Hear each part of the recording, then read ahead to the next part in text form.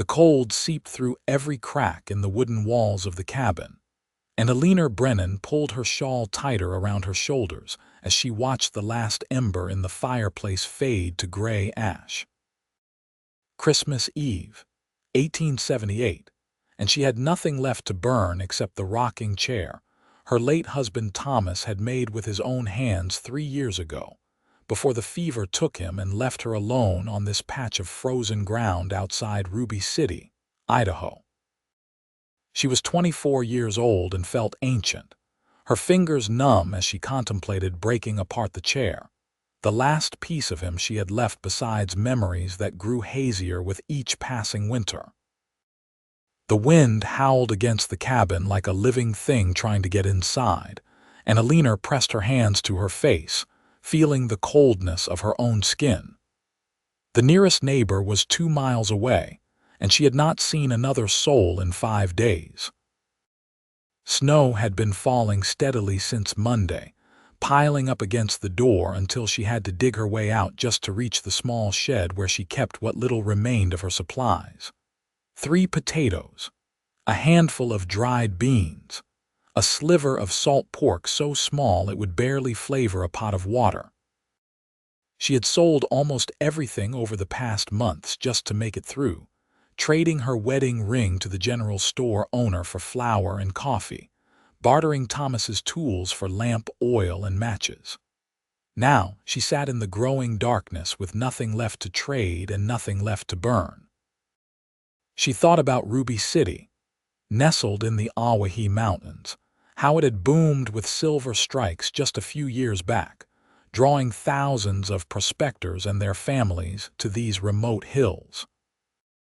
Thomas had been so sure they would make their fortune here, that the small claim he had staked would yield enough to build them a real house, maybe even move to Boise one day and open a store. Instead, the silver had run thin, the prospectors had moved on to other strikes, and the town that once held 8,000 souls now barely counted 200 stubborn holdouts who refused to admit the dream was dead. Eleanor stood and moved to the window, scraping away the frost to peer out into the white darkness. Nothing but snow and more snow, the world erased by winter. She could not even see the outline of the mountains anymore, just an endless pale void that seemed to swallow everything including hope. Her stomach cramped with hunger, but she ignored it, having grown accustomed to the gnawing emptiness over the past weeks. She would make the potatoes last another 3 days if she was careful, boiling them in water to make a thin soup that at least gave the illusion of fullness. The chair sat behind her, waiting. She turned to look at it, running her hand over the smooth armrest where Thomas had carved their initials inside a heart. E.B. and T.B. Forever, he had said, grinning at her with that crooked smile that had first caught her attention at a church social back in Ohio. Forever had lasted less than 2 years of marriage. She sat down in the chair and began to rock, the familiar creak of wood a small comfort, and let herself remember. Thomas laughing as he swung her around in their tiny cabin after filing the claim. Thomas bringing her wildflowers from the hillside, purple lupines and Indian paintbrush, arranging them in a tin cup because they had no vase. Thomas fevered and shaking, his skin burning to the touch while she pressed cool cloths to his forehead and begged God to spare him, promising anything, everything, if only he would live.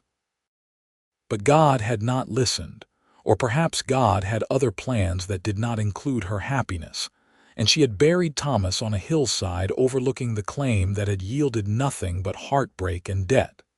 A sound outside made her freeze mid-rock, footsteps crunching through snow. Her heart hammered against her ribs as she stood, moving away from the window. Nobody traveled in weather like this unless they were desperate or dangerous. She had heard stories of men gone mad from isolation in the mountains, of thieves who preyed on remote cabins, of worse things she tried not to think about when darkness fell. She had no gun, having sold Thomas's rifle months ago, nothing to defend herself with except a kitchen knife that she now grabbed from the table with shaking hands. The footsteps came closer, deliberate and steady, and then stopped right outside her door.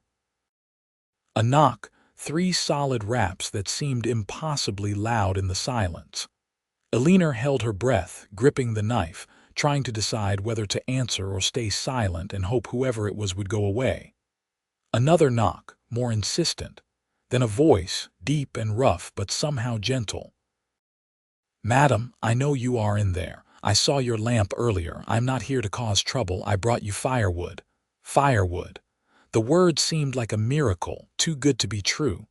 Eleanor moved closer to the door, still clutching the knife. "Who are you?"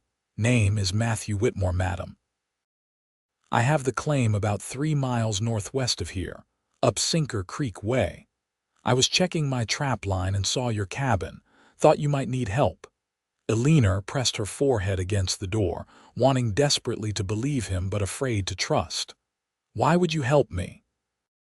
A pause, long enough that she thought he might have left, and then his voice came again, quieter now.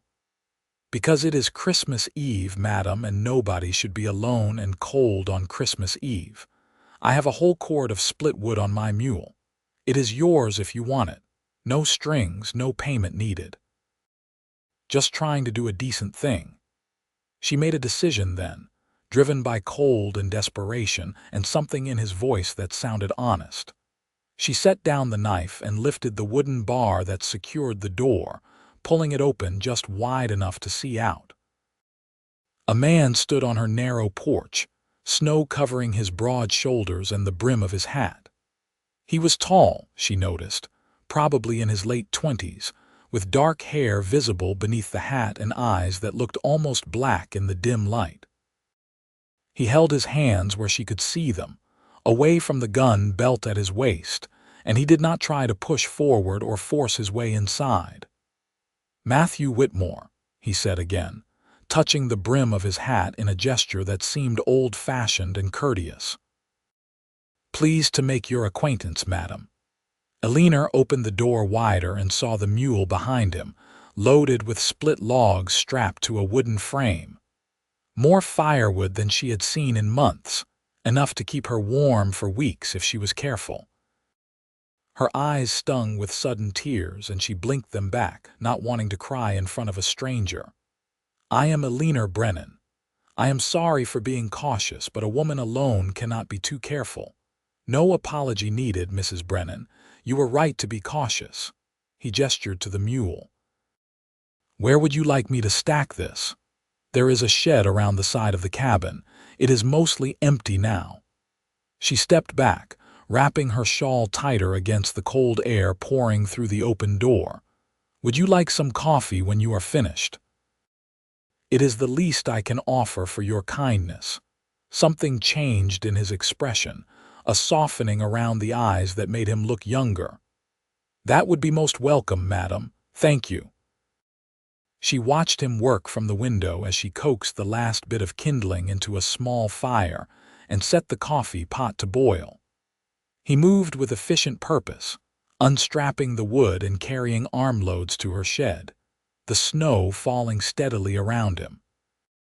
He was strong, she noticed, lifting loads that would have staggered a smaller man, but he moved carefully, making sure each stack was stable before adding more.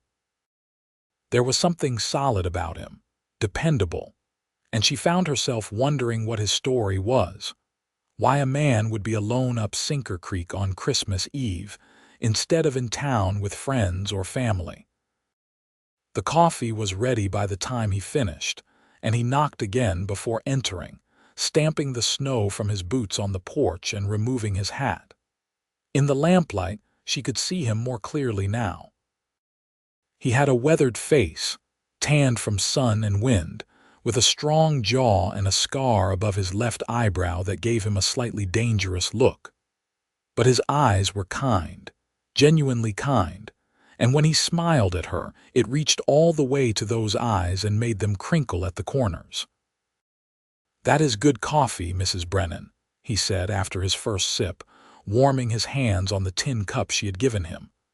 Been a while since I had anything but my own terrible brew. You live alone, then? She sat across from him at the small table, grateful for the warmth already starting to spread from the fireplace where she had added several of the logs he had brought. Yes, madam. Have a cabin up the creek. Been working a small claim there for about 2 years now.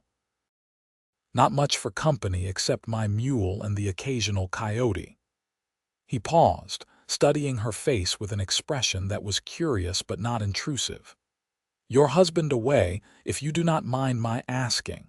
Eleanor looked down at her hands, the pale line on her finger where her wedding ring used to be. Thomas passed 3 years ago. Fever. It was quick. The words came out flat, practiced from repetition, the grief dulled by time but never entirely gone. I am sorry. He said it simply, without the elaborate condolences people sometimes offered, and somehow that made it better. That must have been hard, especially in a place like this. It was. She met his eyes again, saw understanding there, maybe even recognition. Do you have family, Mr. Whitmore? Had a brother. He was killed in a mining accident in California 5 years back. No other family to speak of. That is why I came up here, I suppose.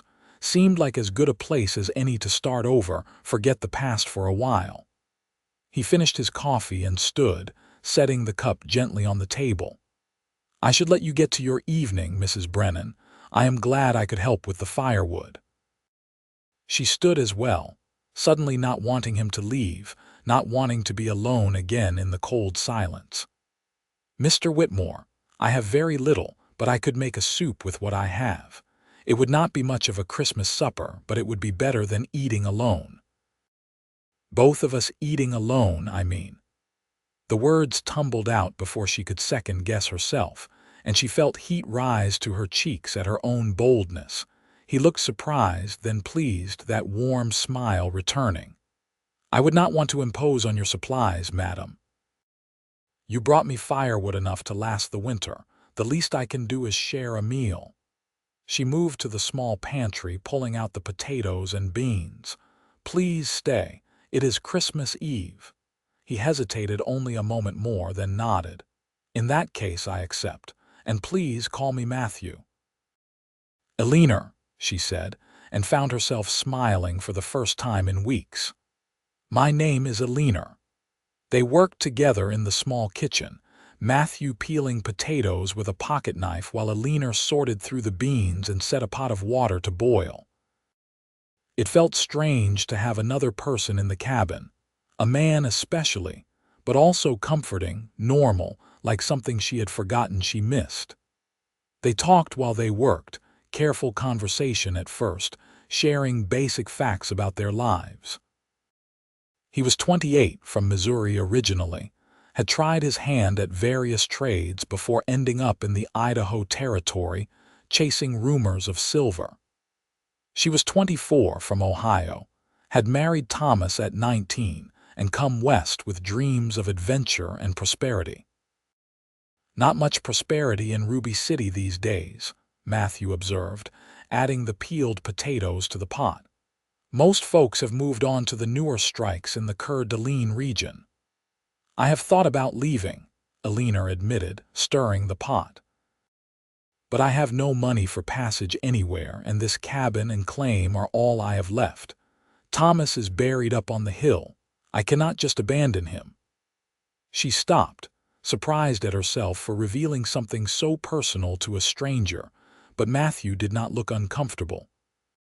He simply nodded, understanding in his eyes. My brother is buried in California, and I still think about him every day. The dead stay with us no matter where we go. But sometimes the living need to move forward, find a new path. I do not think the people we lost would want us to suffer for their sake. The words struck something deep inside her, a truth she had been avoiding. Thomas would not have wanted her to slowly starve and freeze in this cabin, clinging to memories while life passed her by. He had been a practical man, always looking forward, always planning for tomorrow. She blinked back tears and focused on the soup, adding salt and the small piece of pork for flavor. They ate slowly, making the simple meal last, talking more easily now. Matthew told her about his trap line, the foxes and minks he caught and sold to traders from Boise. How he supplemented that income by doing occasional carpentry work in town. Eleanor told him about her attempts to keep the claim going after Thomas died, how she had tried panning the creek herself but had no skill for it, how she had gradually sold off everything of value just to survive. "You have been very brave," Matthew said quietly, setting down his empty bowl. "A lot of people would have given up and left, or worse. You kept going even when things were hard. That takes strength." Eleanor felt emotion rise in her throat, unexpected and overwhelming. Nobody had acknowledged how difficult the past 3 years had been, how many nights she had gone to bed hungry, how many times she had wanted to just quit and let the winter take her. Hearing him say it, recognizing her struggle, made something break loose inside her. She put her face in her hands and cried, deep shaking sobs that came from somewhere beyond grief, beyond exhaustion, a release of all the fear and loneliness she had carried alone for so long. She felt his hand on her shoulder, gentle and warm, and then he was pulling her up from her chair and into his arms, holding her while she cried against his chest. He did not say anything, just let her cry, one hand stroking her hair in a gesture that was comforting without being improper. She clung to him, to this stranger who had appeared on her doorstep like an answer to a prayer she had been too afraid to voice, and let herself feel something other than numb for the first time in months. When the tears finally subsided, she pulled back embarrassed. "I am sorry. I did not mean to fall apart like that. Do not apologize." He looked at her with such kindness that she almost started crying again. "You needed that, I think. Sometimes we all do." She wiped her eyes with the corner of her shawl, taking a shaky breath. "I have not talked to anyone in so long. The people in town, they are kind enough, but they have their own troubles. I did not want to be a burden." "You are not a burden, Eleanor. You are a woman who has been through hell and came out the other side. That is not something to apologize for." He moved back to his chair, giving her space, his expression thoughtful. "I know we just met, and I do not want to overstep, but I have a proposition for you." She looked at him warily, old fears rising. "What kind of proposition?" "Nothing improper," he said quickly, holding up his hands.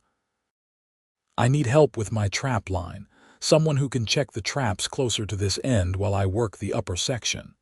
It would cut my travel time in half and increase what I can catch. I would pay you a share of the profits from the pelts. Not a fortune, but enough to buy supplies, maybe save a little. You would still live here in your cabin, keep your independence. Just work for me a few days a week during trapping season." Eleanor considered this, turning it over in her mind. It was respectable work, and God knew she needed the income. But there was something else in his offer, an unspoken understanding that he wanted to help her, wanted to make sure she did not spend another winter slowly starving alone. "Why would you do this for me? You could find 100 men in town who know more about trapping than I do." "Maybe," Matthew agreed. "But I trust you. I can see you are honest and hardworking, and maybe I am a little selfish too. Gets lonely up in these hills with nobody to talk to for weeks on end. Having a partner, even just for work, would make the days easier." He met her eyes and she saw sincerity there, no hidden agenda. "Think about it. You do not have to decide tonight." But Eleanor had already decided. Staying in this cabin waiting to die was not living, it was just existing, and she was tired of merely existing. "I accept. When do we start?" A smile spread across his face, genuine and warm. "After Christmas. Day after tomorrow if the weather clears. I will come by early, teach you what you need to know about setting and checking traps." They talked for another hour, making plans, and Eleanor felt something she had not felt in years: excitement about the future. When Matthew finally stood to leave, pulling on his coat and hat, she walked him to the door, the cabin now warm from the fire burning steadily in the fireplace. "Thank you," she said, "not just for the firewood or the job offer, but for everything, for seeing her, for treating her like a person who mattered. This has been the best Christmas Eve I have had in a long time." He touched the brim of his hat again, that old-fashioned gesture she was already coming to recognize. "The pleasure was mine, Eleanor. Merry Christmas." "Merry Christmas, Matthew." She watched from the window as he led his mule back into the darkness, his figure gradually disappearing into the falling snow. Then she turned back to her warm cabin, to the fire crackling merrily in the hearth, and allowed herself to hope that maybe, just maybe, things were going to get better. That night she slept deeply for the first time in months, warm under her quilts, and dreamed of spring coming to the mountains, of ice melting and creeks running clear, of new beginnings. Matthew arrived 2 days after Christmas, just as dawn was breaking, the sky a pale gray that promised more snow later.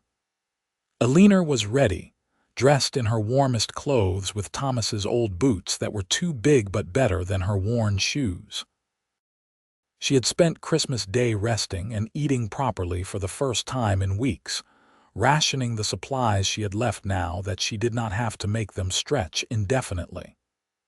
The knowledge that she would be earning money soon made all the difference, turned deprivation into mere thrift. "Morning," Matthew greeted her, his breath forming clouds in the cold air. "Ready to learn the trapping trade?" "Ready as I will ever be," Eleanor replied, pulling the door shut behind her and stepping into the crisp morning. The world was white and still, the snow from Christmas Eve forming a fresh blanket over everything. Her boots crunched through it as she followed Matthew along a narrow trail that led northeast into the hills. He talked as they walked, explaining the basics of trapping. The different types of traps, steel leg holds and kunai bars, how to set them properly so they would kill quickly and humanely. Where to place them for maximum success, near water sources and game trails, in natural funnels where animals would pass. How to check them efficiently, to reset or relocate based on results. Eleanor listened carefully, committing everything to memory, determined to prove herself capable. "The trick is thinking like the animal," Matthew said, kneeling beside a frozen creek to show her a good trap location. "Foxes like to travel along the bank here where the snow is not as deep. They are creatures of habit, using the same paths over and over. You put a trap right here, disguise it with a little snow, add some scent bait, and chances are good you will have a fox by morning." He demonstrated setting a trap, his hands quick and sure despite the cold, and then had her try. It was harder than it looked, the spring mechanism stiff and requiring more strength than she expected, but she managed it on the third attempt. Matthew praised her effort, patient when she fumbled, encouraging when she succeeded. They spent the morning working their way along his trap line, Matthew checking and resetting while Eleanor observed and occasionally helped. By noon they had covered nearly 6 miles, and Eleanor was exhausted but exhilarated. Her muscles ached from the unfamiliar work and the constant trudging through snow, but she felt alive in a way she had not in years.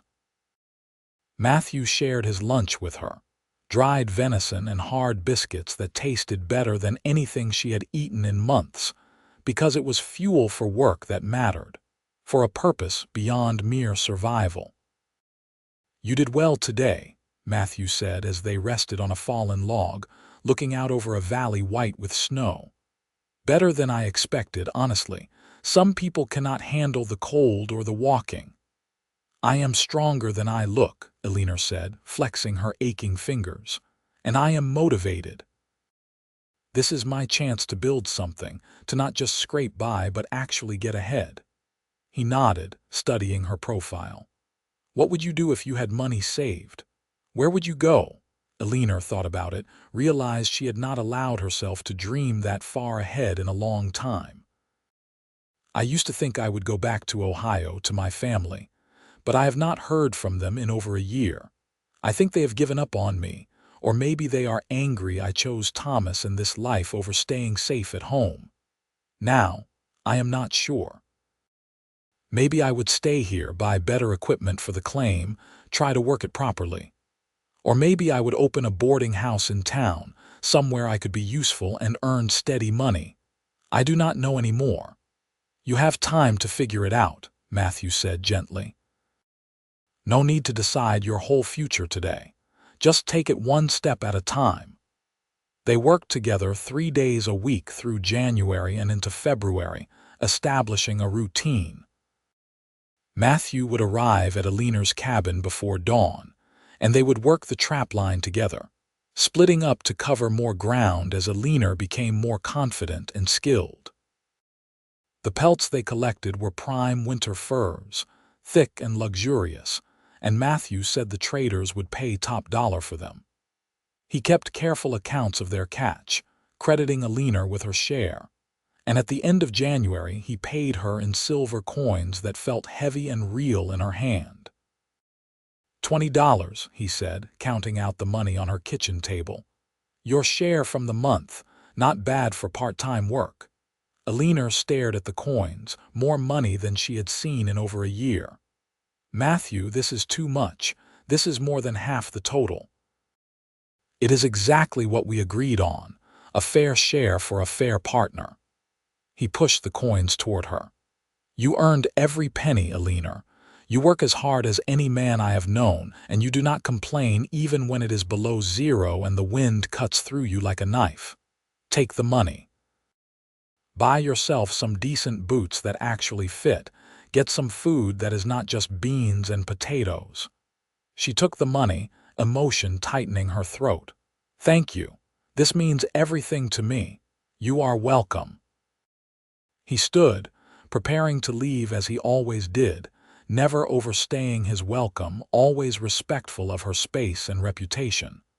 But tonight he hesitated, turning back to face her. "Eleanor, I want to ask you something, and please feel free to say no if it makes you uncomfortable." Her heart beat faster, wondering what he was going to say. "What is it?" "There is a dance in town this Saturday night, a winter social at the church hall. I was wondering if you might like to go with me. As friends," he added quickly. "Just so we both have company and do not have to stand around alone while everyone else is paired up." Eleanor felt a flutter in her chest, part excitement and part fear. She had not been to a social event since before Thomas died, had not thought of herself as someone who could still participate in normal courtship rituals. But looking at Matthew, at his hopeful expression and kind eyes, she found herself wanting to say yes, wanting to step back into the world of the living. "I would like that. But Matthew, I should be honest with you. I do not have anything suitable to wear. Everything I own is worn or patched or sold." "I do not care about that," Matthew said firmly. "Nobody worth impressing cares about that. You are beautiful no matter what you wear." The compliment caught her off guard, made her blush. "I have not felt beautiful in a long time." "Then maybe it is time you did." He smiled at her, that warm, genuine smile that made her heart do strange things. "Saturday evening I will pick you up at 6 o'clock. We will go to the dance, have a nice time, and if you hate it we can leave early. No pressure." "All right," Eleanor agreed, feeling reckless and excited and terrified all at once. "It is a date. I mean not a date but an agreement, a plan." She was babbling now, flustered, and Matthew's smile widened. "A date is fine," he said softly. "I would be honored to call it a date, Eleanor." After he left, she stood in the middle of her cabin, hand pressed to her racing heart, wondering what she had just agreed to. But beneath the nervousness was a current of joy, pure and unexpected. She was going to a dance with Matthew, with a man who made her laugh and made her feel capable and looked at her like she was someone worth knowing. She spent the next 3 days in a flurry of preparation, washing and mending her best dress, a dark blue calico that had seen better days but was at least clean and respectable. She had no jewelry except the small cross her mother had given her years ago, so she wore that on a ribbon around her neck. Her hair she pinned up in the style that had been fashionable when she left Ohio, hoping it was not too outdated for Ruby City society. When she looked at herself in the small, cracked mirror she kept on the wall, she barely recognized the woman staring back. Her cheeks had color from working outdoors, her eyes were bright with anticipation instead of dull with grief, and she looked alive, truly alive, for the first time in years. Matthew arrived exactly at 6, driving a small wagon pulled by 2 sturdy horses. He climbed down and came to her door, and when she opened it, his expression made her feel beautiful despite her shabby dress and worn boots. He was cleaned up too, wearing dark trousers and a white shirt under his heavy coat, his hair neatly combed, and he held his hat in his hands like a nervous schoolboy. "You look lovely," he said, and meant it. "You clean up pretty well yourself," Eleanor replied, accepting his hand to help her up into the wagon. He had put blankets on the seat and a heated stone wrapped in cloth for her feet, small considerations that touched her deeply. The ride into Ruby City took about 30 minutes, the winter night clear and cold with stars brilliant overhead. They talked easily, the conversation flowing naturally now after weeks of working together. Matthew told her about a fox he had caught that morning, clever thing, that had avoided his traps for 2 weeks before finally making a mistake. Eleanor told him about finding a cache of Thomas's old tools in the shed. Things she had forgotten about that might be worth selling or trading. "Do not sell everything," Matthew advised. "You might need those tools yourself someday. Never know when a hammer or saw might come in handy." "I suppose you are right. I am just so used to thinking about what I can trade for money that I forget about keeping things for their usefulness." She pulled the blanket tighter around her shoulders, watching her breath make frost clouds in the air. "Matthew, can I ask you something personal?" "Of course." "Why have not you married? A man like you, hardworking and kind, you must have had opportunities." She felt bold asking, but curiosity overcame propriety. He was quiet for a moment, the horses' hooves clopping steadily on the frozen road. "I was engaged once, back in Missouri. Girl named Sarah, known her since we were children. But after my brother died, I needed to leave, needed to start over somewhere new. She did not want to come west, did not want to leave her family and everything familiar. We fought about it, and eventually she gave me back the ring and married the banker's son. I was angry at the time, but looking back, it was probably for the best. We wanted different things from life." He glanced at her. "What about you?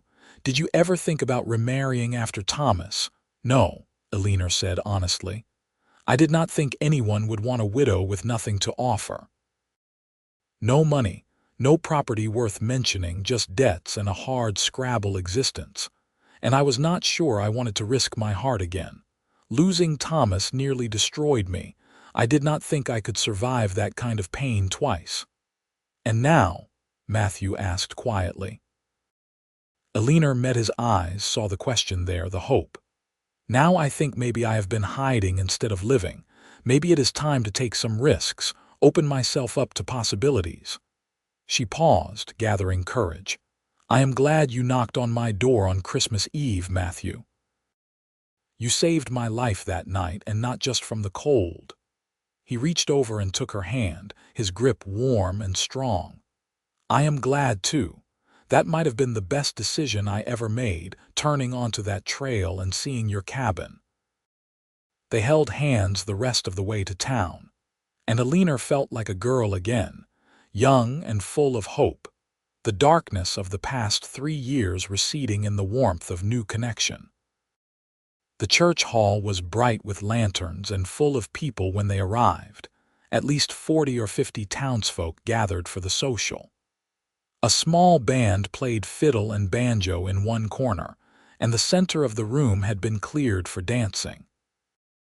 Long tables held refreshments, modest offerings of punch and cookies and cakes contributed by various families. Eleanor recognized some faces from her occasional trips to town for supplies, but she had been so isolated for so long that she felt like a stranger among them. Matthew kept close to her side, introducing her to people he knew, making sure she was included in conversations. She met miners and shop owners, families who had been in Ruby City since the boom days and newcomers trying their luck in the waning silver fields. Everyone was friendly, curious about her in a polite way, and if they judged her shabby dress or her status as a widow working a trapline, they were courteous enough not to show it. "Mrs. Brennan, I remember your husband," an older woman named Agnes said, her weathered face kind. "Thomas was a good man, always respectful. He would be proud to see you making your way, not giving up." "Thank you," Eleanor said, touched by the memory. "That means a lot." The dancing started, and Matthew led her onto the floor for a simple reel. Eleanor stumbled at first, out of practice and self-conscious, but Matthew was patient and encouraging, and soon she found the rhythm. They danced 3 songs in a row, laughing when they missed steps, and Eleanor felt joy bubble up inside her, bright and effervescent. She was dancing, actually dancing, her worries forgotten in the simple pleasure of music and movement, and Matthew's hand warm on her waist. During a break between songs, they got punch and found seats along the wall, watching other couples dance. Matthew pointed out various people, telling her stories about them in a low voice that made her smile. The blacksmith who once accidentally shoed a horse backwards and did not notice until the confused animal tried to walk. The saloon owner's wife who could outshoot any man in town and won the turkey shoot every Thanksgiving. The preacher who had a weakness for poker and terrible luck at cards. "You know everyone's secrets," Eleanor teased, sipping her punch. "Small town," Matthew said with a grin. "Hard to keep secrets when everyone knows everyone's business. Which reminds me, we are definitely going to be the subject of gossip after tonight. The widow and the trapper arriving together, dancing together. Tongues will wag. Let them wag," Eleanor said, feeling reckless. "I do not care what people think anymore. I have spent too long worrying about propriety and reputation. From now on, I am going to do what makes me happy." "Good," Matthew said, his eyes warm as they looked at her. "You deserve happiness, Eleanor, more than most people I have met." They danced until late, until Eleanor's feet ached and her face hurt from smiling, and when Matthew finally drove her home, she leaned against his shoulder, content and tired in the best possible way. At her cabin door, he walked her to the porch, his hand still holding hers. "I had a wonderful time tonight," Eleanor said, not wanting the evening to end. "Thank you for inviting me. The pleasure was all mine." Matthew stepped closer, his free hand coming up to gently cup her cheek. "Eleanor, I know it might be too soon, and if I am reading this wrong, please tell me, but I have to be honest with you. This is not just friendship for me anymore. Somewhere along the way, working with you, talking with you, I started to fall for you. Hard. And I need to know if there is any chance you might feel the same way." Eleanor's heart pounded so hard she was sure he could hear it. She looked up into his face, at the hope and vulnerability there, and knew her answer. "It is not too soon. I feel it too, Matthew. I have been trying to tell myself it is just gratitude or loneliness, but that is not what this is. I care about you, more than I thought I could care about anyone again." Relief and joy transformed his expression. And then he was leaning down and she was rising up on her toes, and their lips met in a kiss that was gentle and sweet and full of promise. Eleanor wrapped her arms around his neck and kissed him back, pouring 3 years of loneliness and grief and hope into that kiss, feeling him respond with equal intensity. When they finally pulled apart, they were both breathing hard, and Eleanor felt like she was glowing from the inside out. "I have been wanting to do that for weeks," Matthew admitted, resting his forehead against hers. "I wish you had done it sooner," Eleanor said, and kissed him again, longer this time, deeper, until they were both trembling with want and need and the knowledge that they should stop before things went further than was proper. "I should go," Matthew said reluctantly, pulling back, "before I forget every gentlemanly instinct I have and compromise your reputation." "My reputation is already compromised," Eleanor pointed out, but she stepped back too, knowing he was right. "Will I see you Monday for the trap line?" "You will see me before that," Matthew promised. "I will be here tomorrow to take you to church if you want, and maybe lunch after if you will have me." "I would like that very much." He kissed her one more time, quick and chaste, then forced himself to step away and climb back into his wagon. Eleanor watched him drive away, touching her lips where she could still feel the warmth of his kiss, and went inside to a cabin that no longer felt empty but full of possibility. Over the following weeks, their relationship deepened and grew, built on the foundation of mutual respect and shared work. They were partners on the trap line and partners in life, courting in the old-fashioned way despite the frontier setting. Matthew came to dinner at her cabin twice a week, bringing fresh meat he had hunted or supplies from town. They went to church together on Sundays, sitting side by side in the small wooden building while the preacher droned on about salvation and sin, Eleanor's hand tucked into Matthew's. In March, the snow began to melt, and the creeks ran high with runoff, making the trap line more difficult but also more productive. Animals emerged from winter dens hungry and active, and the take increased dramatically. Matthew and Eleanor worked long days, checking and resetting traps, skinning and stretching pelts, preparing everything for the traders who would come through in April.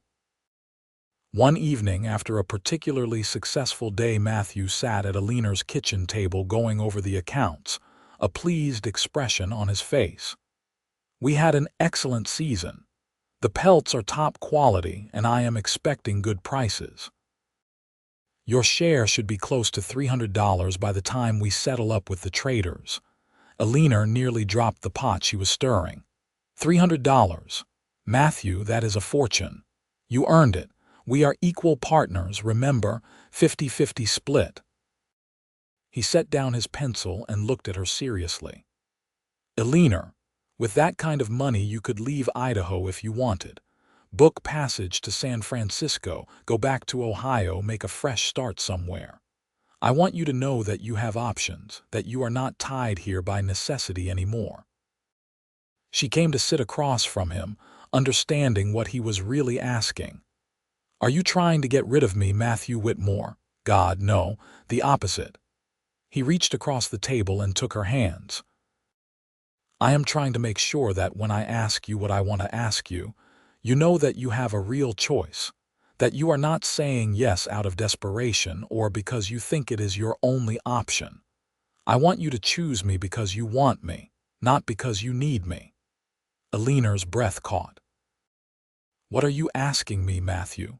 He stood and came around the table, kneeling beside her chair in a gesture that was both humble and romantic. "I am asking you to marry me. I know we have only been courting a few months, but I have never been more sure of anything in my life. I love you, Eleanor. I love your strength, and your courage, and the way you laugh when we catch a particularly clever fox. I love how you look in the morning with snow in your hair, and how you argue with me about trap placement, and the way you make even beans and potatoes taste good, because you put care into everything you do. I want to spend the rest of my life with you, build something together, have a family if we are blessed that way. Will you marry me?" Tears streamed down Eleanor's face, but they were happy tears, joyful tears. "Yes. Yes, Matthew, I will marry you. I love you too, so much it scares me sometimes. But I am done being scared, done playing it safe. I choose you, I choose us." He pulled a small ring from his pocket, silver with a tiny chip of turquoise set in it. "It is not much, but it is honest.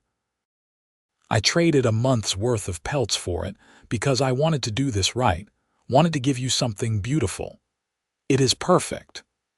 Eleanor held out her hand and let him slide the ring onto her finger, where it caught the lamplight and sparkled.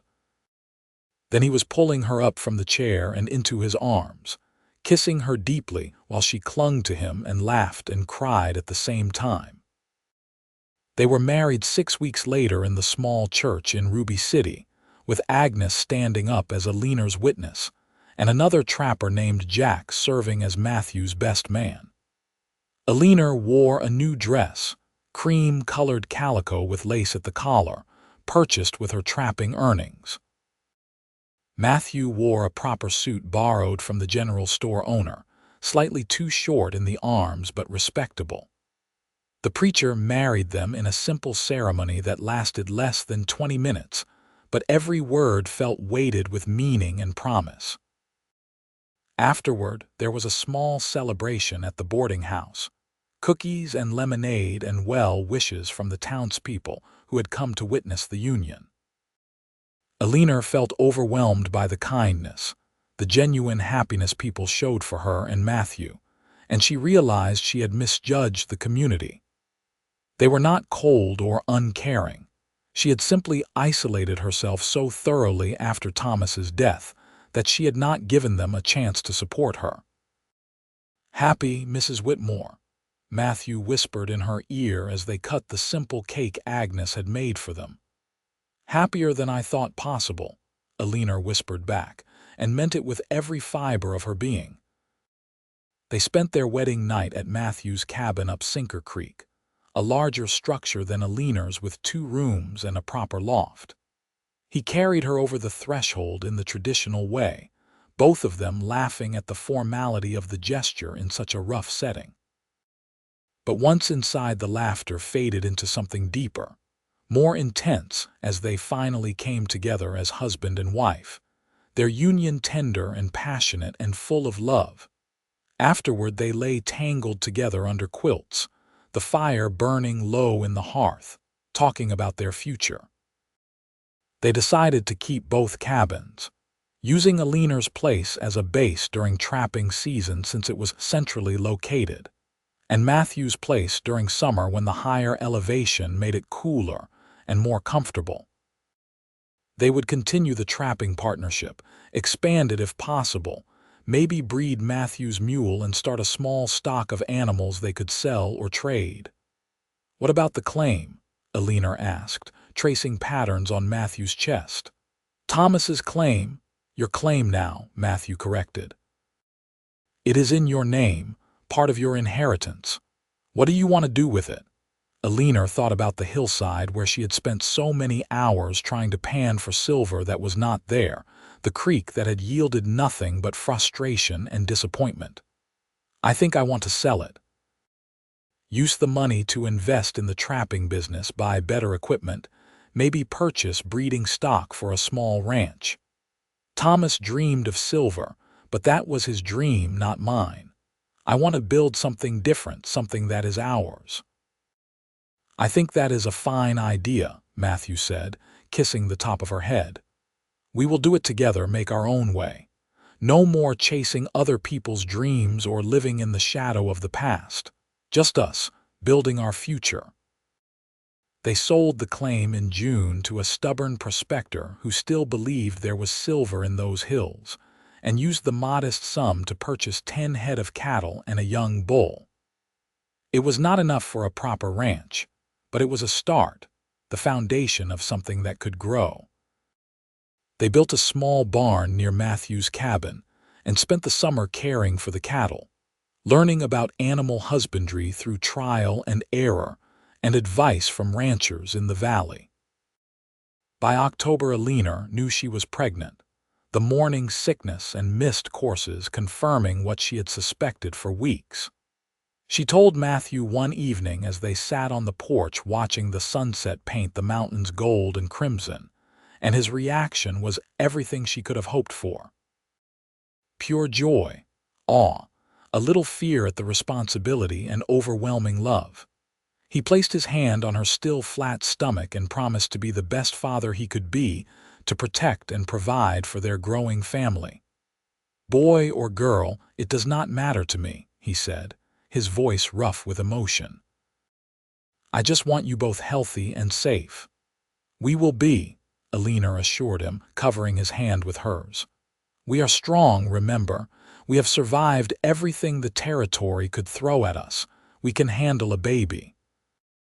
The pregnancy was difficult at times, especially through the winter when Eleanor grew large and ungainly, and movement became awkward. But Matthew was attentive and patient, taking over more of the physical work, making sure Eleanor rested and ate well. They spent long evenings by the fire talking about names and making plans, Matthew carving a cradle from pine wood while Eleanor sewed tiny clothes from scraps of fabric. Their son was born in early May of 1880, during a warm spell that brought wildflowers blooming across the hillsides. The birth was hard, lasting nearly 20 hours, attended by Agnes, who served as midwife. Matthew paced outside the cabin, terrified and helpless, until Agnes finally called him in to meet his son. The baby was red-faced and squalling, with a shock of dark hair like his father and lungs that could wake the dead. "He is perfect," Matthew said, cradling the tiny infant with a wonder that made Eleanor's heart overflow. "Absolutely perfect."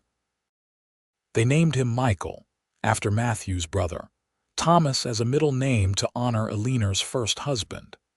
It felt right to bridge past and present that way, to acknowledge that both men had shaped who Eleanor was and what this new family represented. Michael Thomas Whitmore, a child born from love and loss and the determination to build something better. The first years of parenthood were exhausting and wonderful in equal measure. Michael was a healthy, active baby who grew into a curious toddler, always getting into things and requiring constant supervision. Eleanor and Matthew juggled childcare with running the trap line and tending their small herd of cattle, which had grown to 20 head through careful breeding and a few strategic purchases.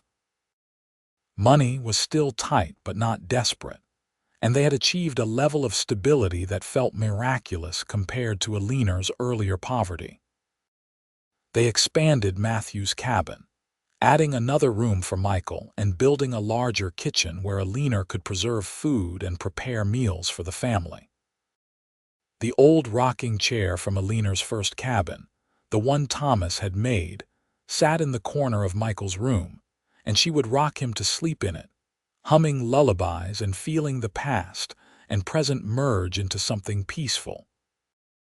When Michael was 2, Eleanor became pregnant again, and this time the pregnancy was easier, her body more prepared for the demands. Their daughter was born in December, a Christmas baby with Eleanor's auburn hair and Matthew's dark eyes. They named her Emma, and she was calmer than Michael had been, a sweet-tempered baby who rarely fussed. "We are blessed," Matthew said one evening, holding Emma while Michael played at his feet and Eleanor prepared dinner. 2 healthy children, food in the pantry, a roof that does not leak. "More than I ever dreamed I would have. We worked for it," Eleanor reminded him, stirring the pot of stew. "Nothing was handed to us. We built this life together, brick by brick." "You are right," Matthew agreed, pride in his voice. "And I could not have done it without you." "You were the missing piece, Eleanor, the one thing I needed to make everything else make sense." As the children grew, so did the business. Matthew and Eleanor hired occasional help during busy trapping seasons, teaching young men from town the trade in exchange for labor. The cattle herd expanded to nearly 50 head, and they purchased an adjacent property with better grazing land.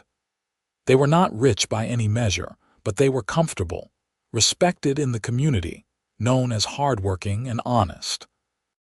Ruby City itself had stabilized, no longer shrinking but not growing either. A small permanent community of people who had decided to stay, despite the end of the silver boom. Eleanor became active in the church, helping organize socials and charity drives, and Matthew served on the town council, weighing in on decisions about road maintenance and water rights. Michael grew into a serious boy who loved books and learning, and Eleanor made arrangements for him to attend a better school in Silver City, 30 miles south, boarding with a family during the week and coming home on weekends. Emma was her father's shadow, following Matthew around the ranch and learning about cattle and horses with an enthusiasm that delighted him. They were good children, kind-hearted and responsible, and Eleanor felt a deep satisfaction knowing she and Matthew were raising them right. On their 10th anniversary, Matthew surprised Eleanor with a trip to Boise City, leaving the children with Agnes for a week while they stayed in an actual hotel and ate in restaurants, and attended a theater performance. It was the first time Eleanor had been to a real city since leaving Ohio, and the experience was overwhelming and wonderful. She held Matthew's arm as they strolled down streets lit by gas lamps, looking in shop windows at goods she could never afford but enjoyed seeing nonetheless. "Do you ever regret it?" Matthew asked one evening as they sat in the hotel restaurant eating steak and potatoes. "The life you could have had if you had stayed in Ohio, married someone conventional, lived in a proper house with servants and society." Eleanor looked at him in genuine surprise. "Never. Not once. That life would have been comfortable, maybe, but it would not have been real. I would not have known what I was capable of, would not have discovered my own strength, and I would not have you, would not have our children or this life we built together. I would trade none of it for all the comfort and society in the world." Relief and love warmed his expression. "I needed to hear that. Sometimes I worry I dragged you into a hard life, that you deserve better than a trapper's wife in the Idaho hills. You did not drag me anywhere. I chose this. I chose you." She reached across the table and took his hand. "And I would choose you again every single day for the rest of my life." They returned to the ranch refreshed and closer than ever, ready to tackle the challenges of another winter. Michael was now 13, tall and lanky, talking about becoming a lawyer or doctor someday. Emma was 10, already an accomplished rider who could rope a calf better than most grown men. They were growing up so fast, and Eleanor felt time slipping through her fingers like water. That winter was particularly harsh, with storms that dropped snow measured in feet rather than inches. The trap line produced well, but getting to the traps required constant digging and breaking trail. Matthew hired 2 young men to help, and they worked in teams, alternating between trapline duty and ranch work. Eleanor managed the household and the business accounts, keeping meticulous records and ensuring they saved enough to weather any future hardships. In February, Agnes passed away in her sleep at the age of 73, and the whole community mourned her loss. Eleanor spoke at the funeral, remembering the woman who had befriended her when she was alone and desperate, who had served as midwife for both her children, who had been a steady source of wisdom and kindness. It was a stark reminder that time moved forward for everyone, that the people who had shaped their lives would not always be there. "We have to make the most of the time we have," Eleanor told Matthew that night, holding him close. "Love the people we love while we still can, build memories that will last. We will," Matthew promised. "Every day for as long as we have."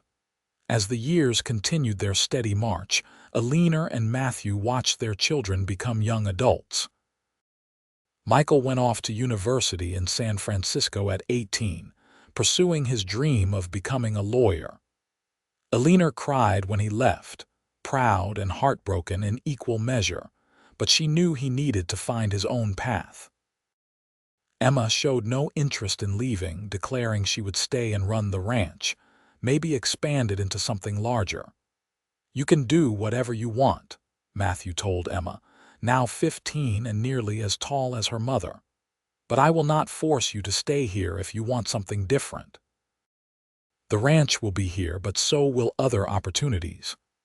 "I know, Pa," Emma said, using the childhood name she had never outgrown. "But this is what I love. The land, the animals, the work. I cannot imagine doing anything else." Eleanor understood completely because she felt the same way. The Idaho hills that had once seemed harsh and unforgiving had become home, the place where she had transformed from a grieving widow into a strong, capable woman who had built a life beyond anything she once thought possible.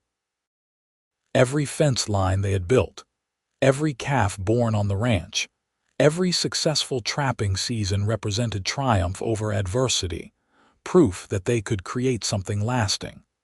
When Matthew turned 50, Eleanor threw him a surprise party at the church hall, inviting everyone they knew. It was a joyous occasion, full of laughter and reminiscing, people telling stories about Matthew that made him blush and protest. Eleanor stood with him as he cut the cake, looking around at all the faces, at the community they had become part of, and felt overwhelming gratitude for the journey that had brought them here. That night, alone in their bedroom, Matthew held her close and whispered, "22 years ago you were alone and freezing in a cabin with nothing but memories. Now look at us. Look at what we built." "We built it together," Eleanor corrected, kissing him softly. "Every bit of it together." Michael returned from San Francisco 3 years later with a law degree and a wife, a practical young woman named Caroline who took one look at the ranch and immediately began suggesting improvements and expansions. She and Emma got along well, and together they convinced Matthew to purchase more land and increase the cattle herd to nearly 200 head. What had started as a small survival operation had grown into a legitimate ranching business. When Eleanor turned 50, she looked in the mirror and saw a woman she barely recognized from that desperate widow shivering alone on Christmas night so many years ago. Her hair was threaded with silver now, and lines creased her face from years of sun and wind, but her eyes were bright and alive, and she carried herself with a confidence that came from knowing exactly who she was and what she had accomplished. "You are even more beautiful now than the day I married you," Matthew told her, and she believed him because she felt beautiful, felt valued and loved and complete in a way she had never imagined possible. They held a family gathering for her birthday, all of them together. Matthew, Eleanor, Michael and Caroline, Emma and her new husband Jack, one of the young trappers who had worked for them years ago, and 3 grandchildren who filled the house with noise and laughter. Looking around the table at the meal Eleanor had prepared, at faces lit by lamplight and love, she felt her heart might burst from fullness. "I want to make a toast," Matthew said, standing and raising his glass. "To my wife, the strongest, bravest, most remarkable woman I have ever known. You turned my life from merely existing into truly living. You gave me a family, a home, and a love I will treasure until my last breath. Happy birthday, my darling Eleanor." "Happy birthday, Ma," the children and grandchildren chorused, raising their glasses. Eleanor wiped tears from her eyes, overcome with emotion. "I am the lucky one," she said, her voice shaking. "Every single one of you is a gift I never expected to receive. This life, this family, it is more than I ever dreamed possible. Thank you for making me the happiest woman in Idaho." The years that followed were gentler, the hard work gradually shifting to younger shoulders as Matthew and Eleanor aged. They still worked the trapline occasionally during winter, more for the pleasure of being out in the wilderness together than for the income, which was now comfortably provided by the ranch. They took long walks through the property, pointing out changes and improvements, remembering the early desperate years when they had barely survived. When Matthew turned 65, he announced he was officially retiring from trapping, handing over his equipment and knowledge to Emma's husband Jack, who had shown real talent for the work. Eleanor threw away the last of her old trapping gear too, keeping only a few pelts as mementos of the years that had defined so much of their life together. "End of an era," Matthew said, watching Jack load the traps into his wagon. "Beginning of a new one," Eleanor corrected, taking his hand. "We get to be grandparents now, spoil the babies and tell them stories about the old days." They settled into a comfortable routine, helping with the ranch when needed, but mostly enjoying the freedom of age and financial security. Michael's law practice in Boise had grown successful, and he visited twice a year with his family, bringing news of the outside world. Emma and Jack ran the ranch with capable efficiency, expanding into horse breeding and producing some of the finest stock in the region. The grandchildren grew like weeds, bright and healthy, and Eleanor took deep satisfaction in being part of their lives. On Christmas Eve of 1903, exactly 25 years after the night, Matthew had knocked on her door with firewood and changed her life forever. Eleanor and Matthew sat together on the porch of their cabin, wrapped in blankets and watching snow fall softly over the familiar landscape. They were both 70 now, their bodies slower in a cheer but their minds still sharp, their love as strong as ever. "You remember that night?" Matthew asked, his arm around her shoulders. "You were so suspicious when I knocked, probably thought I was a madman or a thief." "I was terrified," Eleanor admitted, leaning into his warmth. "But you were so kind, so genuine. You saved my life that night, Matthew, in every possible way." "You saved mine too," Matthew said softly. "I was just going through the motions before I met you, surviving but not really living. You gave me purpose, gave me a reason to build something that mattered. You were the best gift I ever received, and I got you on Christmas Eve, which seems fitting." They sat in comfortable silence for a while, watching the snow transform the world into something clean and new, just as it had done so many years ago. Eleanor thought about that desperate woman she had been, alone and cold and hopeless, unable to imagine a future beyond the next miserable day. If someone had told her then that she would find love again, build a successful business, raise children and grandchildren, and live a life rich with meaning and connection, she would never have believed it. But here she was, proof that even in the darkest moments, hope could return in unexpected forms. "I love you," she told Matthew, the words as true now as the first time she had spoken them. "Forever, just like you promised that first night." "Forever," Matthew agreed, kissing her temple. "Through everything, forever." They went inside as the cold grew sharper, into the warm cabin where the fire burned bright and photographs of their family lined the walls. Tomorrow, there would be a big Christmas dinner with all the children and grandchildren, chaos and noise and joy. But tonight was just for them, for two people who had found each other in the hardest of circumstances and built a love that had lasted through decades of challenge and triumph. Eleanor made hot cocoa while Matthew added logs to the fire, their movements synchronized from years of partnership. They sat together in the rocking chair that had survived everything, Eleanor in Matthew's lap despite their age, and talked about old times and future plans. The grandchildren would need college funds soon, and the ranch could expand further if they purchased the Peterson property that had just come up for sale. Life continued to offer opportunities and challenges, and they would face them together as they always had. "Do you think we will get another 25 years?" Matthew asked, his hand stroking her hair in the familiar gesture she loved. "I do not know about 25, Eleanor said honestly, realistic about the limitations of age. But however many we get, I intend to make them count.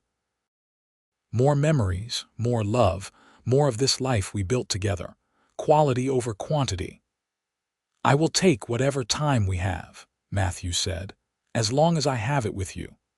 They dozed together in the chair as the fire burned low, peaceful and content, surrounded by the evidence of a life well lived. Outside, the snow continued to fall, covering the world in white silence, and inside 2 hearts beat in rhythm, bound together by a love that had started with firewood and a knock on the door and grown into something eternal. The years that remained were good ones, full of small pleasures and deep satisfactions. They watched Michael's children grow and begin families of their own, making Eleanor and Matthew great-grandparents to a brood of energetic youngsters who called them Granny and Gramps, and begged for stories about the old days. They celebrated Emma and Jack's 20th anniversary, and watched the ranch grow into one of the most successful operations in the region, employing a dozen workers and producing cattle and horses that were sold throughout the territory. When Idaho achieved statehood in 1890, Matthew and Eleanor traveled to Boise for the celebrations, part of the generation that had built the territory into something worthy of statehood. They stood in the crowd waving flags and cheering, proud to have played their small part in the story of the West. Eleanor's health began to fade slowly in her mid-70s. Nothing dramatic but a gradual slowing, her body finally wearing out after a lifetime of hard work. Matthew was always there, attentive and loving, helping her when she needed it, but never making her feel weak or diminished. They spent hours together reading or talking or simply sitting in comfortable silence, their communication so deep after decades together that words were often unnecessary. On a warm spring morning in 1908, Eleanor woke feeling different, lighter somehow, as if the weight she had been carrying was finally lifting.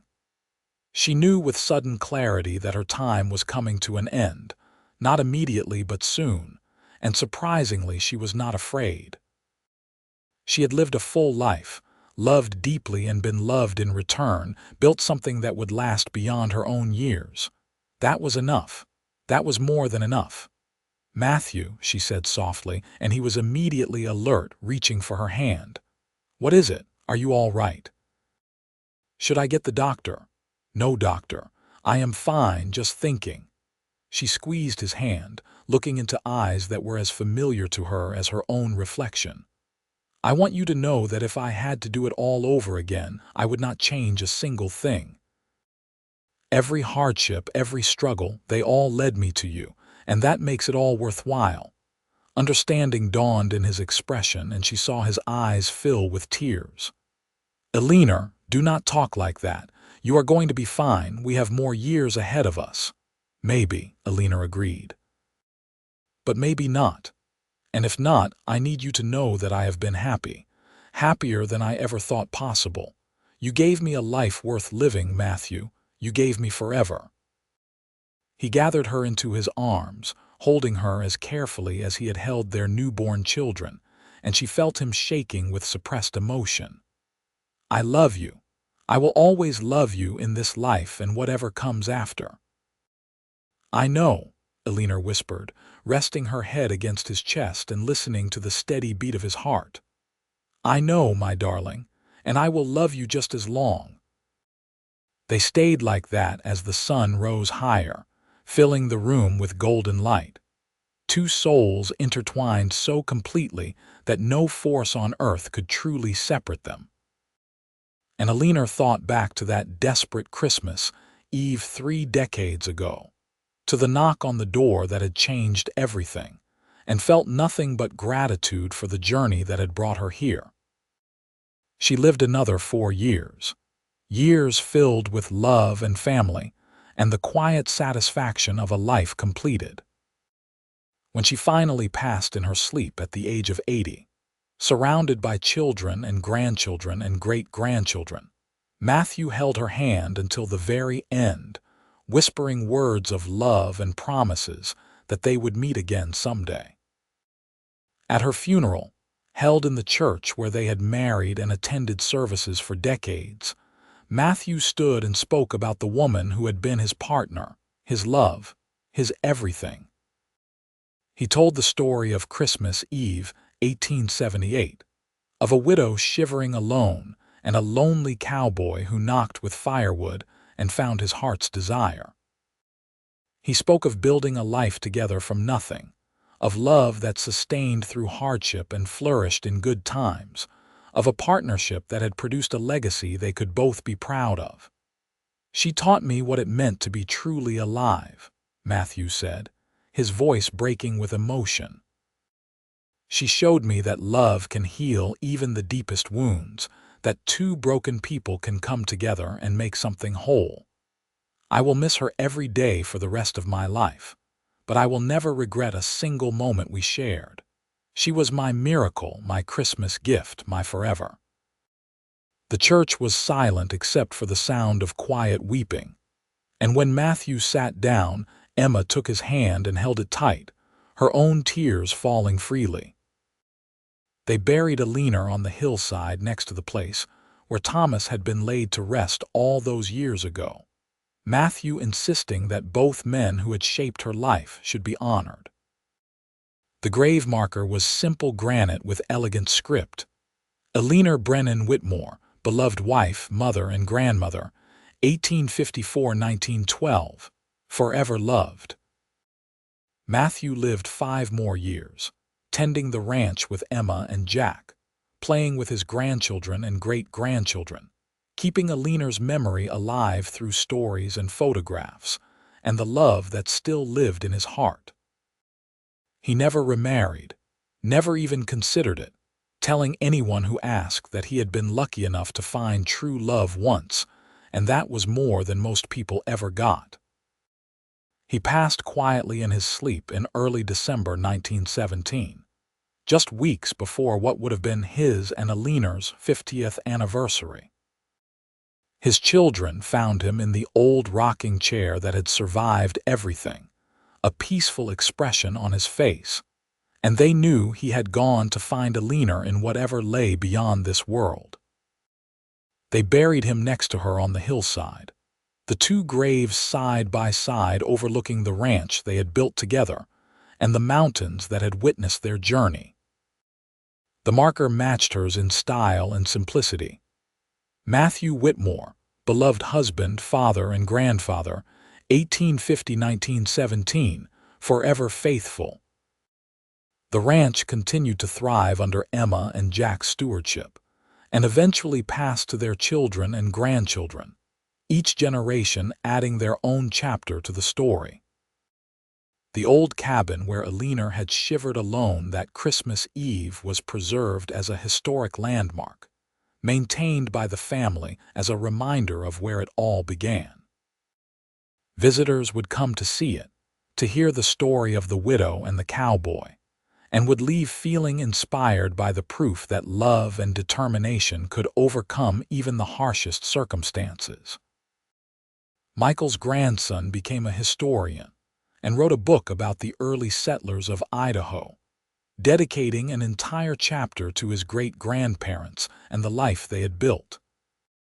The book included photographs and excerpts from Eleanor's journals, which she had kept faithfully from the day after Matthew's first visit until just weeks before her death.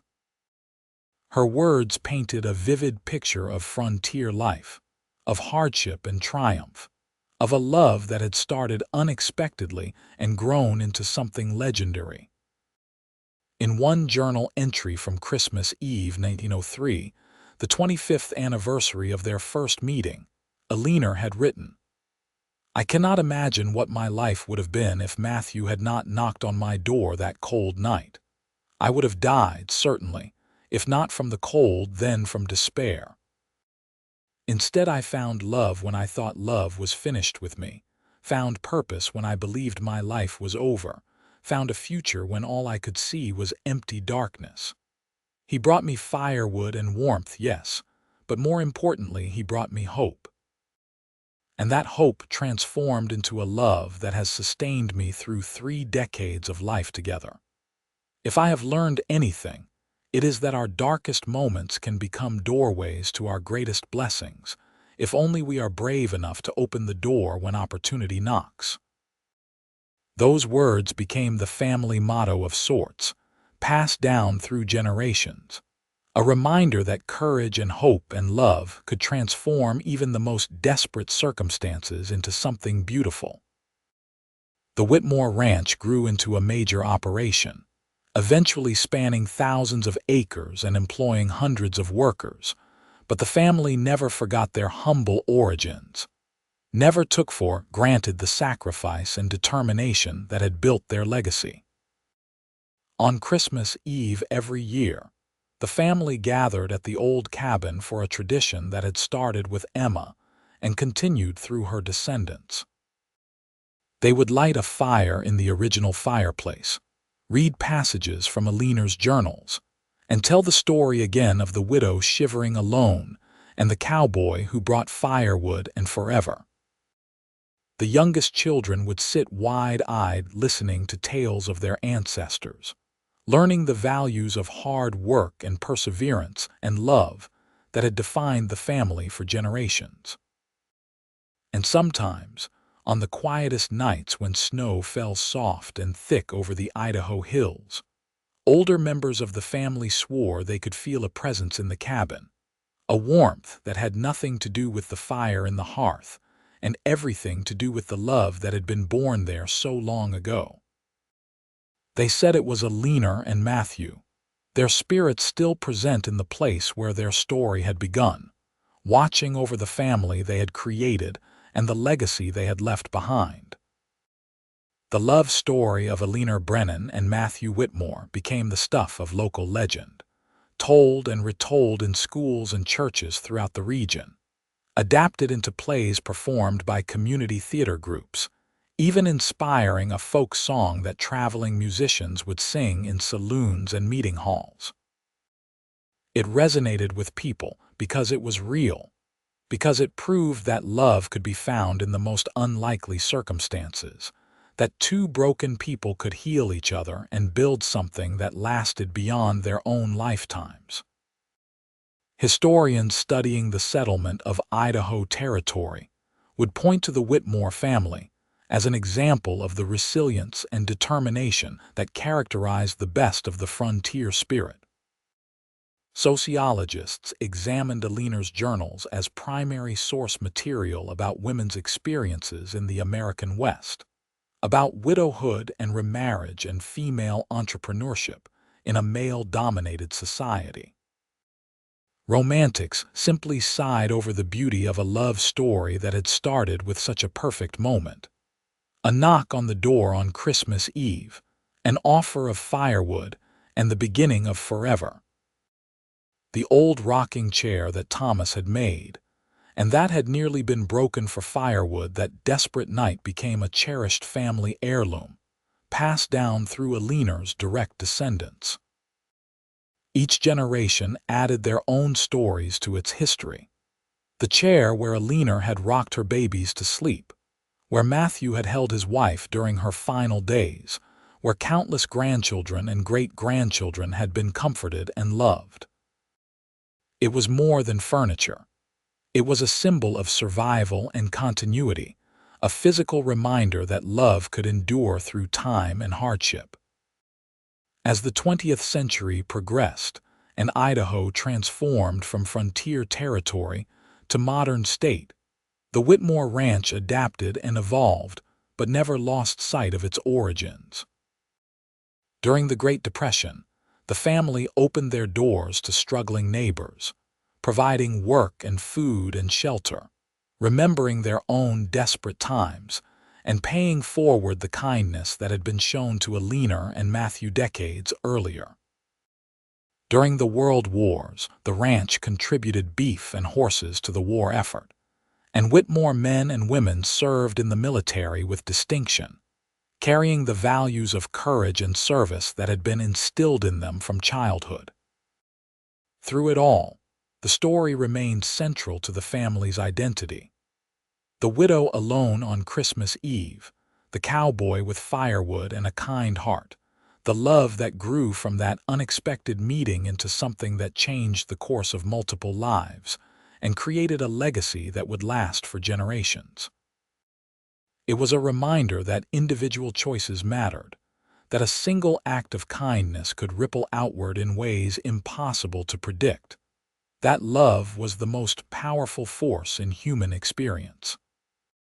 And so the story lived on, told and retold, adapted and interpreted, but always remaining fundamentally true to the essential facts. On Christmas Eve 1878, in a small cabin outside Ruby City, Idaho, a desperate widow named Eleanor Brennan opened her door to a cowboy named Matthew Whitmore who brought her firewood. That simple act of compassion led to a partnership that transformed both their lives, a love that sustained them through decades of challenges and triumphs, and a family that carried their legacy forward into the future. It was a story about survival and hope, about second chances and the courage to open your heart even after loss, about the power of love to heal and transform and create something that lasted beyond individual lifetimes. It was, in short, a story about forever. And in the end, that was exactly what Matthew had promised and what they had built together. A forever that extended far beyond their own years, living on in their descendants and in the memories of all who heard their tale and were inspired to believe that love could conquer even the harshest circumstances.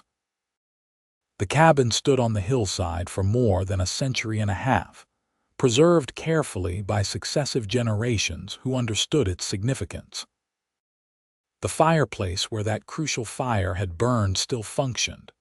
The logs Matthew had brought that night long since consumed, but their legacy living on in the warmth and shelter the cabin had provided to the family over the decades. The door he had knocked on was still the original, the wood worn smooth by countless hands opening and closing it, welcoming family and friends across more than 140 years. In the modern era, as Ruby City evolved into a small tourist destination capitalizing on its mining heritage, the Whitmore cabin became a stop on historical tours, a place where visitors could step back in time and imagine what life had been like in the harsh winter of 1878. Tour guides would stand on the narrow porch and tell the story, pointing out the shed where Matthew had stacked the firewood, the hillside where Eleanor and Matthew were buried side by side, the mountains that had witnessed their love story unfold. Young couples would visit seeking inspiration for their own relationships, hoping to capture some of the magic that had transformed two lonely people into partners who built an empire of love and family. Old couples would come seeking nostalgia, remembering their own beginning stories, reminded that the foundation of any lasting relationship was kindness, respect, and genuine care for another person's well-being. Families would bring their children to teach them about history and heritage, about the values that had built America and the importance of remembering where they came from. The Whitmore family, now scattered across the country and engaged in various professions and pursuits, still gathered every 5 years for a reunion at the ranch. They would come from New York and California, from Texas and Oregon, from military bases overseas and college campuses, all drawn back to the place where their family story had begun. They would tour the cabin and visit the graves, share memories and update each other on their lives, and reaffirm their connection to each other and to the legacy Eleanor and Matthew had created. At the 2028 reunion, marking the 150th anniversary of that fateful Christmas Eve, more than 200 Whitmore descendants gathered on the ranch.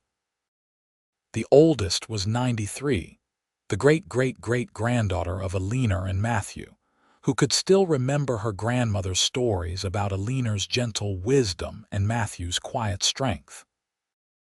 The youngest was a 3-month-old baby, the newest addition to a family tree that now numbered in the hundreds. They held a special ceremony at the cabin, recreating the knock on the door that had started everything. A young man playing Matthew approached the cabin carrying an armload of split wood, and a young woman playing Eleanor opened the door with exaggerated caution.